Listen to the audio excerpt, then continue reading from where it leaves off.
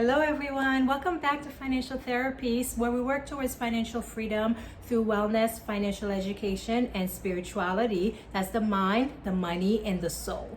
Today's video falls under the umbrella of wellness again because we want to lay the foundation of mental wellness before we talked about the practical part of financial management. Today we'll be talking about a very interesting topic called financial trauma. We'll be talking about what that is exactly and how it affects our money life.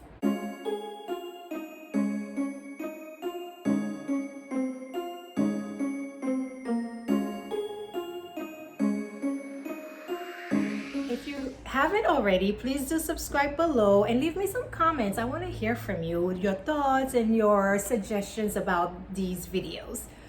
In my last video, we talked about how we developed our relationship with money based on our childhood experiences and the messages that we received about it. This video will take that a step further and look at some particular type of experiences that has a great impact in how we view money today. We'll be talking about financial trauma. What is that exactly? It can be defined as a major life event that results in significant financial loss or that changes your financial circumstance significantly. That could be an economic crisis, loss of a job or business, major debt, loss of investments, and nowadays we can add COVID-19 to it and as its own category. COVID-19 is creating some money traumas, life traumas, and I would like to add parental trauma because I think we're all dealing with a lot of different experiences during this period.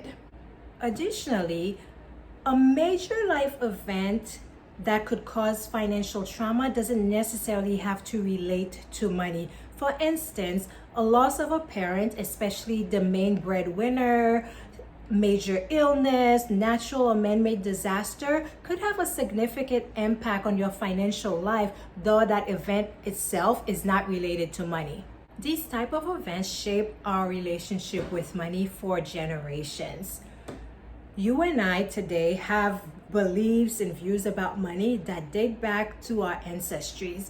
One of the main example of this is how the Great Depression in the 20s affected the way that people relate to money. Depending on your age, you can remember your parents or maybe your grandparents and how their relationship with money changed after the Great Depression. Some people became hoarders, right? Because they weren't sure if this was going to happen again. So then they started keeping money in their mattresses and saving every penny and just being very controlling about their money.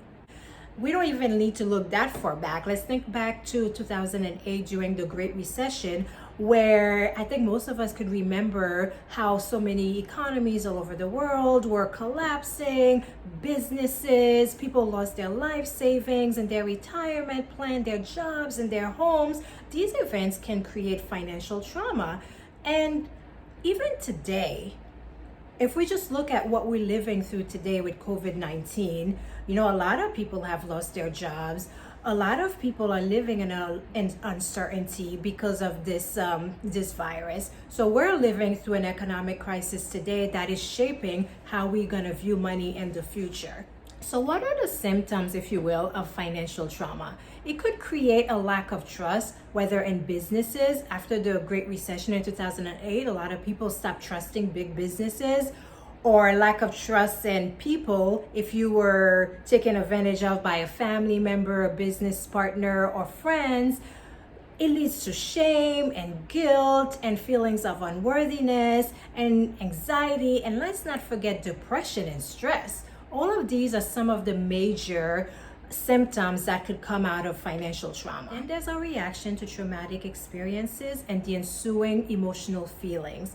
Our decision pattern change after traumatic events. For instance, after the 2008 crisis, when a lot of people lost their life savings and their retirement, many people became very fearful of the stock market and lost trust in big businesses. And that has led them to make decisions to keep their money in very safe funds or very safe investments, which don't usually give them high return. And that's understandable. The problem is, now looking back, we know that the market recovered quite well after 2008, and the stock market have been hitting all-time highs since then, and it's just still on the rise. But if you had those type of experiences and major loss, it's really hard to go back in and trust that this won't happen again, because you're so stuck on that trauma that happened to you in the past that you can't even take advantage of current opportunities. Another type of behavior that people who have experienced financial trauma exhibit is that on one extreme, they may become hoarders, right? They save every penny, they watch everything because they just remember how horrible it was when they had that major loss. And they think that if they're extra careful with their money, then they could save themselves from ever experiencing that again. On the other end of the spectrum, there are people who just became spendthrifts, right? They just want to spend it all. And they also remember, listen, I worked for 20 years for all this money, and then a blink of an eye, we lost all of that money. So right now, I'm just going to enjoy it because I don't know what tomorrow holds. I'm just going to take advantage and enjoy the money that I worked so hard for. Financial trauma can also create an overwhelming feeling of anxiety, stress, and shame in some people, to the point where they become paralyzed and avoid all type of financial decisions. They just feel like it's too much, it's too overwhelming, I don't even want to deal with it, I don't know where to start, so I'm just going to pretend like it doesn't exist. Whereas some other people might become hyper vigilant about it. These people become obsessed about every penny and tracking everything and make sure that they know what's going on in their finances all the time. Do you see yourself in any of these examples?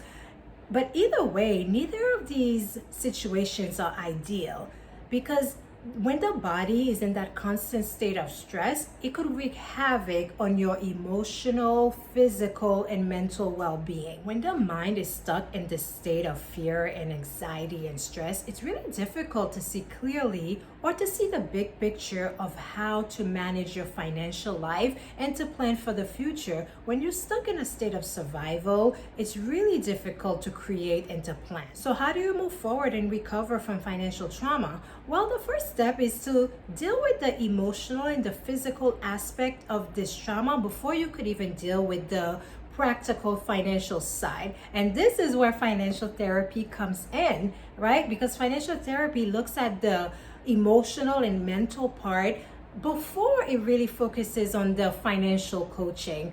Let's look at the example of that person who lost their retirement savings and during the 2008 crisis. It wouldn't be very helpful to show that person graphs and charts and show them the figures about how well they would have done in the market if they had decided to invest their money, because that logic is not going to sink in until you deal with the emotional reason behind how they feel. The way to really help someone who's experienced financial trauma is to acknowledge their feelings and experiences, to work towards healing that trauma so that they could reshape their relationship with money, with the stock market, with the world, and with businesses. In order for us to heal from financial trauma, we need to learn to control the negative thoughts and the troublesome symptoms that came from those experiences. It's almost like we need to learn how to get rid of the false beliefs that we develop so that we could actually see the truth. For example, we have to understand that yes, I can lose money in the stock market, but I could also make lots of money. Yes, the economy can go down. It also recovers quite well.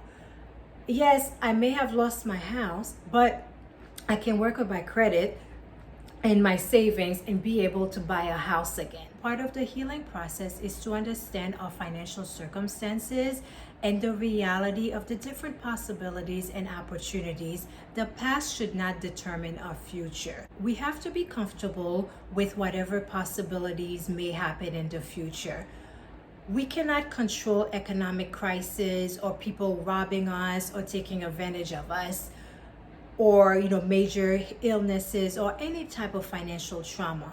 What we can control is how we prepare for various possibilities and uncertainties, and to approach the future from a place of courage and hope instead of a place of fear. I'm really glad that we're discussing this right now during the period of COVID-19, where a lot of people are experiencing financial traumas and all other types of trauma. To be aware that this current situation impacts the way that we relate to money, not just for now, but for generations, it could help us to be more intentional about how we think about it and how we allow it to shape our lives. We no longer have to be a victim of our past. This self-awareness could help us to be more in control of our feelings and emotions and help us to make more level-headed decisions about our financial life. We don't have to just float by and let things happen as they have in the past. Now we know that everything that we're experiencing is shaping our relationship, is shaping our view, is shaping our future. We can take control and be in the driver's seat and determine where we want to go in the future that we want, instead of letting things just fall as they may based on what's happening in the world.